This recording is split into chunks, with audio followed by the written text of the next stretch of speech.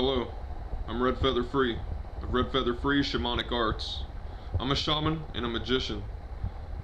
The law of attraction has brought you to this video, so I encourage you to stay tuned, because there's a message coming that is going to be very valuable for you. I'm not exactly sure what it is or where or what part of the video it will come, but you'll know, and it'll resonate with you. And I encourage you to leave a comment about what resonates with you in the comment section below. This video is a follow-up video I'm doing from the last video that I published, which has to do with General Albert Pike's Morals and Dogma, published 1871.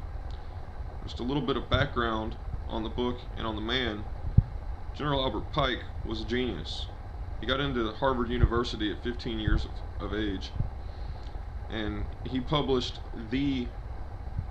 call it his Summa, if you will, when he was, I believe, 47 years of age.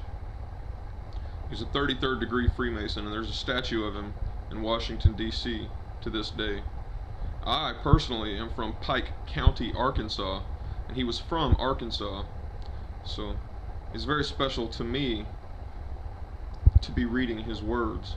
Now, he's a man that has been demonized, his quotes taken out of context and used by ignorant propagandists to slander his name, and I will stand for it. No longer will he be drugged through the mud, and will the name, the true and right and good name of Masonry, be drugged through the mud. The true and accepted ancient Scottish rite of Freemasonry will be resurrected and will be reestablished in its true form in this century, as it's been degraded in the last century, as it's become a shell of people who were attracted to it for the mere idea of curiosity or power.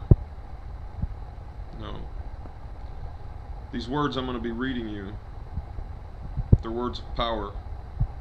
Take them. He says, whatever occurs, we should have faith in justice and in the overruling wisdom of God, and hope for the future and loving kindness for those who are in error. God makes visible to men his will in events and obscure text written in a mysterious language. Men make their translations of it forthwith, hasty, incorrect, full of faults, omissions, and misreadings. We see so short a way along the arc of the great circle. Few minds comprehend the divine tongue. The most sagacious, the most calm, the most profound decipher the hieroglyphs slowly, and when they arrive with their text, perhaps the need is long gone by. There are already 20 translations in the public square, the most incorrect being, as of course, the most accepted and popular. From each translation a party is born, and from each misreading a faction. Each party believes or pretends that it has the only true text, and each faction believes or pretends that it alone possesses the light. Moreover, factions are blind men who aim straight. Errors are excellent projectiles, striking skillfully, and with all the violence that springs from false reasonings.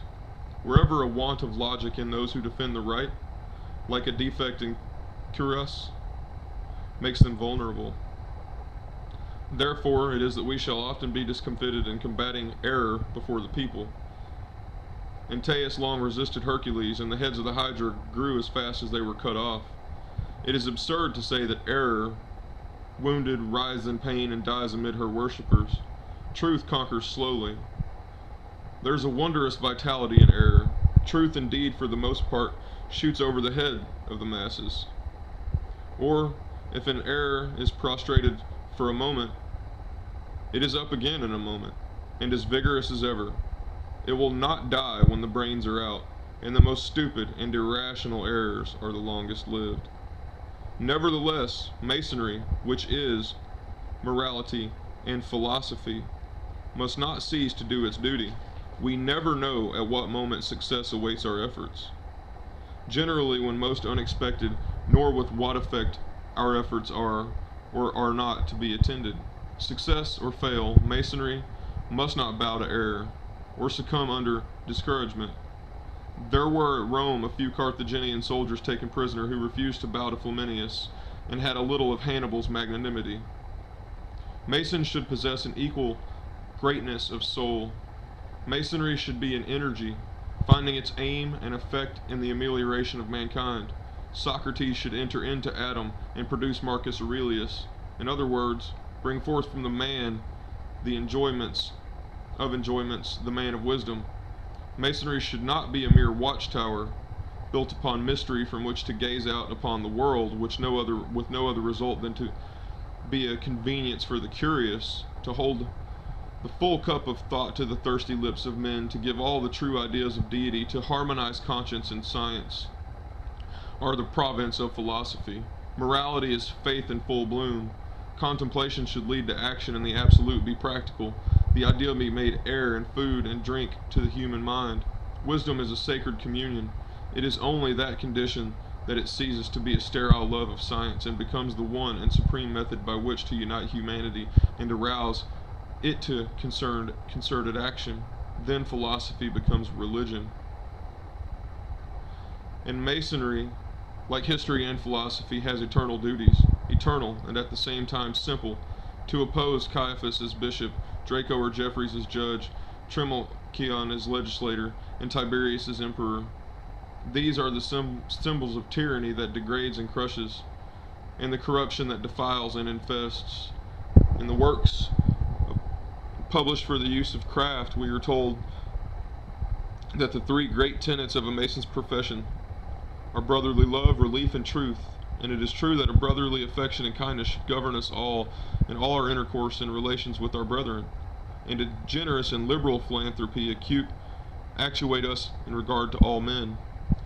To relieve the distress is the peculiar duty of Masons, a sacred duty, not to be omitted, neglected, or coldly, inefficiently complied with.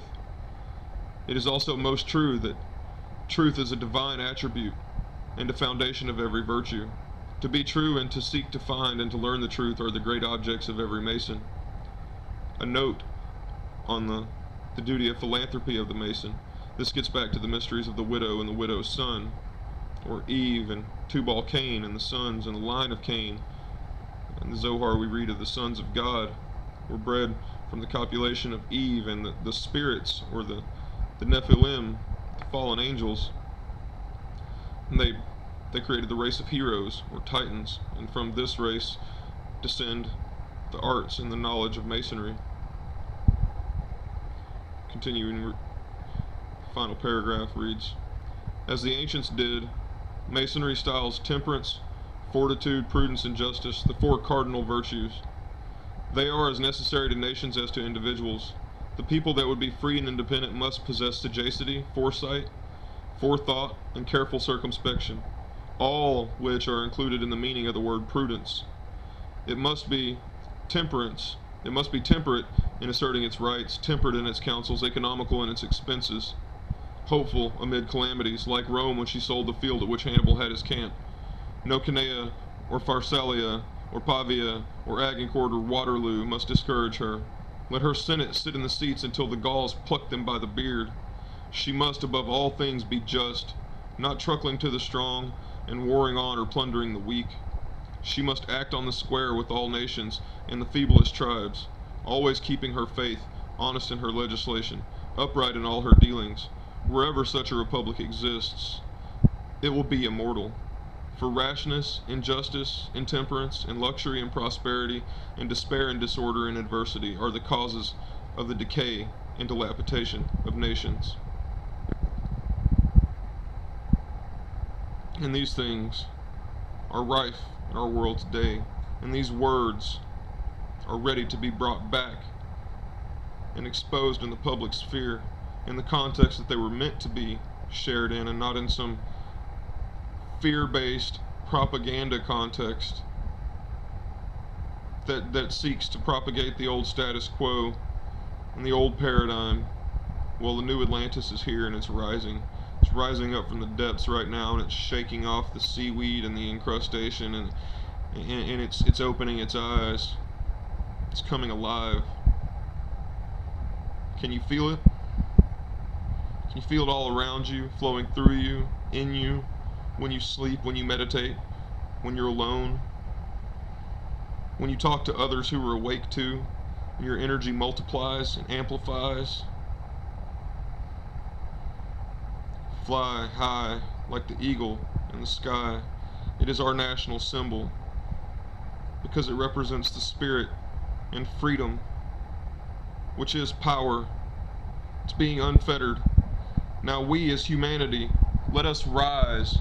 Let us rise and open our eye like Polyphemus being blinded. Let's open our third eye, our spiritual eye, so we can truly see and not just see with the material eyes.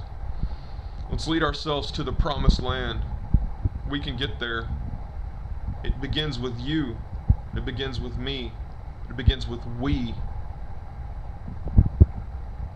Please, I implore you to share these words of power to others, because they do no good